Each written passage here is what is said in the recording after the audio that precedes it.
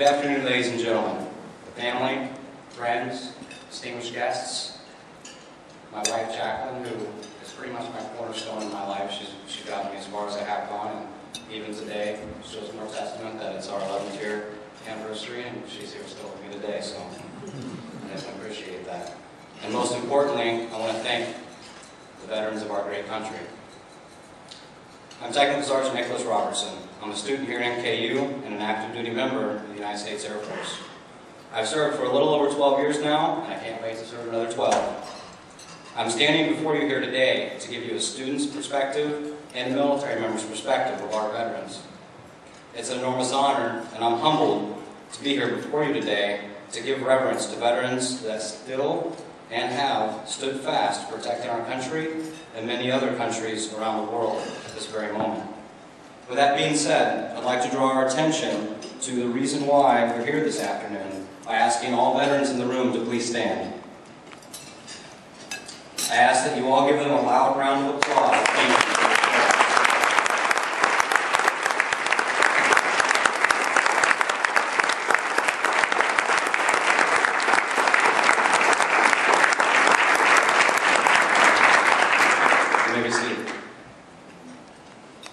Every second of every day, veterans just like the ones who stood up here today continue to protect our freedoms, our loved ones, and our families. Without a doubt, veterans past, present, and future deserve all we have to give. I would like to ask for a moment of silence to honor those heroes who are unable to be at any Veterans Day ceremony today, those who gave the ultimate sacrifice, and those who are prisoners of war, and those who are still missing in action in the service of protecting our country and others around the globe.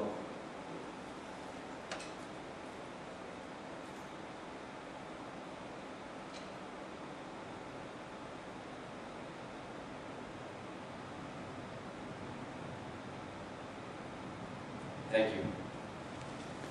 Veterans Day. It became a national day of remembrance in much the same way that many of the other freedoms we enjoy today have come into place through an immense amount of sacrifice. When I was young, I never truly understood the cost of wars and freedoms. I was just a simple rural Illinois farm kid, but I did understand the respect and admiration for veterans. I can recall watching old war movies with my father and seeing how brave soldiers were on TV. I can recall watching Veterans Day parades and seeing how many people lined the streets to support their veterans. I could hear about veterans' accomplishments while I was in the junior ROTC program in my high school and had the opportunity to listen to their stories. My grandfather and many other of my family members were and still are veterans, and I loved listening to their stories. All these things culminated into me wanting to become a member of the armed forces. As exciting as those reasons were for me, I still didn't really understand what it meant to be a soldier. Because of my upbringing, I was taught about the respect owed to our veterans, and that respect and remembrance is my focal point of this speech today. I want to reinvigorate and I want to inspire everyone here today to remember the sacrifices our veterans have given for us, and I want all of us to thank those veterans every opportunity we get. Veterans Day was created and the commemoration of the armistice signed on the 11th hour of the 11th day of the 11th month in 1918. It was said today to be the day that marked the end of all wars. I only wish that were true, not only for me, but for all those veterans who died creating a better world for everyone.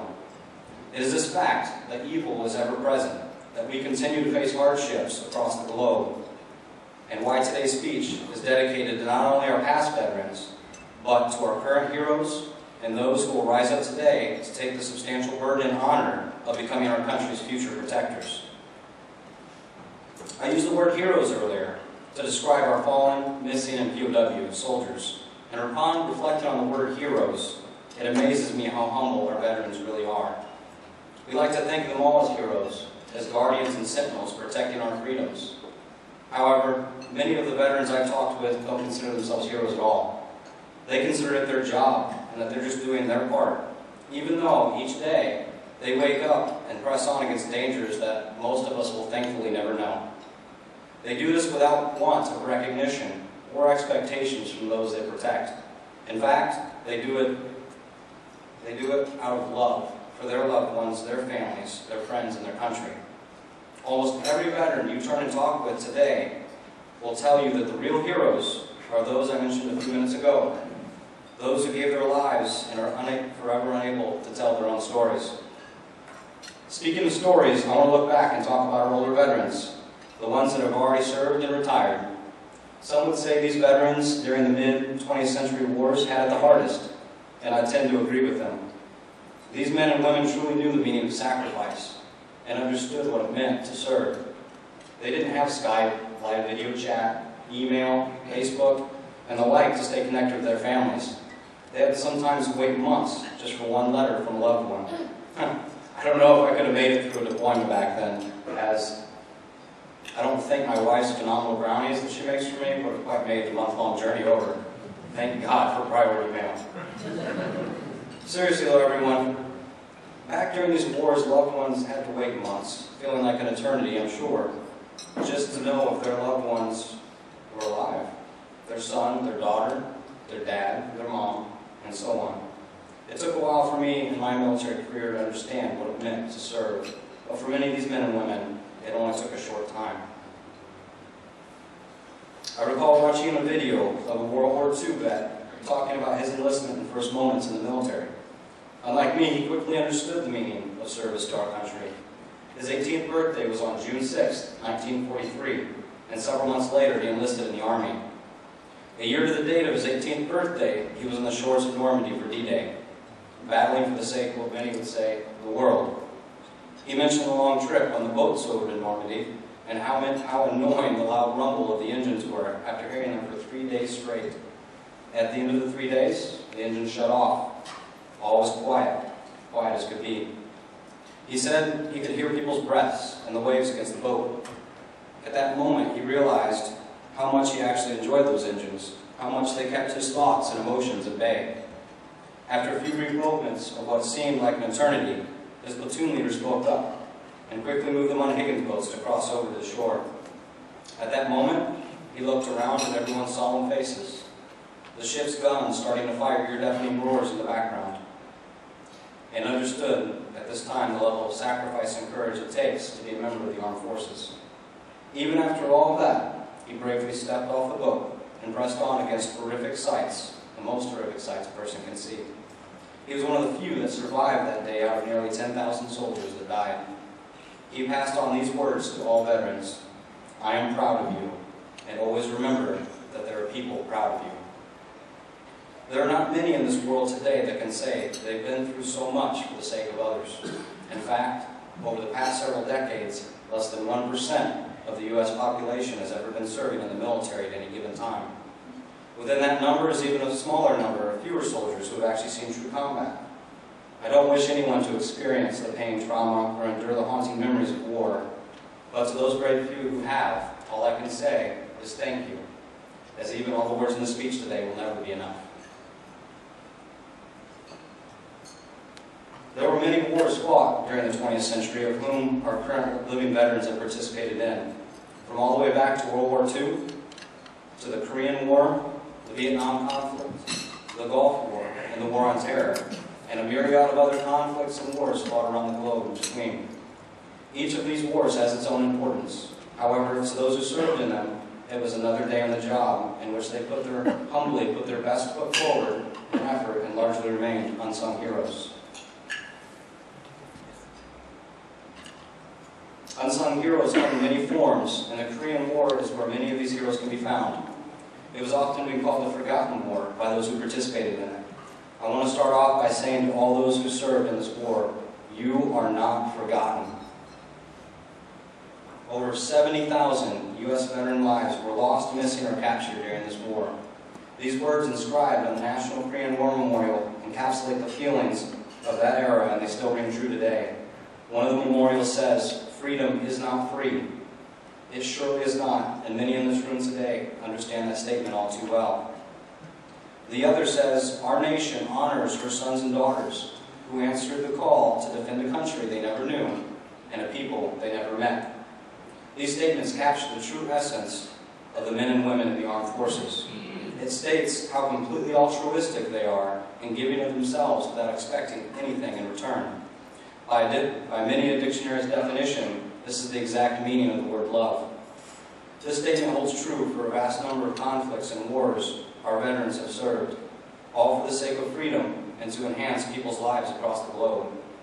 I can give testament to the amount of good that these Korean war vets have instilled in this world via my experiences in a tour to Korea.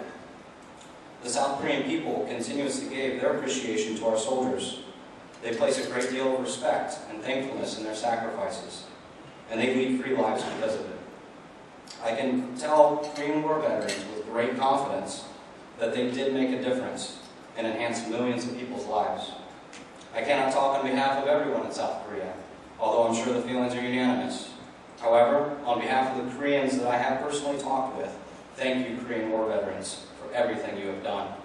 This statement gives me hope that people can see the light our veterans shines into the darkest reaches of our world.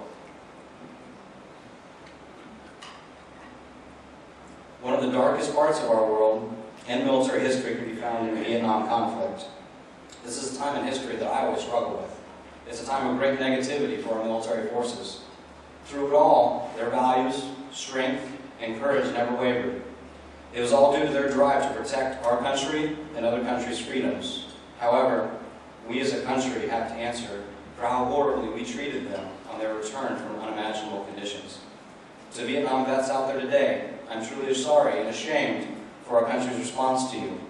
I believe that over the past decade, people have come to understand that soldiers were doing all they could to make things right, to secure freedoms for others and so on.